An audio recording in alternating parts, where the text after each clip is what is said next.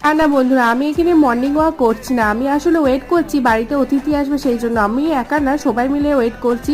আর এইদিকে অপেক্ষার অবসান, এই যে দিদি আর বোনপো আসলো দুপুর দুপুর করে, আসতে অনেকটাই দেরি হয়ে গেছে। আর এইদিকে বোনপো চশমা পরে আমি একটু কেক দিচ্ছি, তারপর খাওয়া দাওয়া করে এখন ছাদে চলে এসেছি। বোনপো সিনেমা দেখছিল, তারপরে পার্পেল থেকে আমার একটা পার্সেল চলে এসেছে, আর আমি আর বোনপো বসে গেছি আনবক্স করার জন্য। আর এই বাবেলগুলো ফাটাতে আমার ভীষণ ভালো লাগে। আর এদিকে বেশ কয়েকটা প্রোডাক্ট অর্ডার করেছিলাম, ওই প্যাক, ফেস ওয়াশ, কন্ট্রোলের একটা প্যালেট, তারপর অয়েল। তো এই গল্প করতে করতেই দুপুরটা বেশ সুন্দর করে কেটে গেল। আর এখন হচ্ছে সন্ধ্যাবেলা। তারপর আমরা সবাই মিলে হাঁটতে হাঁটতে চলে এসেছি মেন রাস্তার এখানে। এখানে গরম গরম তেলে ভাজা ভাজছে দেখো। আর এখান থেকে আমরা নিয়ে নিলাম ঘুগনি, ব্রেড চপ, তারপর আলুর চপ। এখানে বেশ সন্ধ্যাটা কাটিয়ে তারপরে বাড়ি চলে এলাম। বাড়িতে এসেই বসে গেছি দিদি কি কি এনেছে সেগুলো ব্যাগ থেকে বের করার জন্য, যেহেতু খ্রিস্টমাস কেক তো এনেছে, তার সাথে আরো অনেক কিছু এনেছে।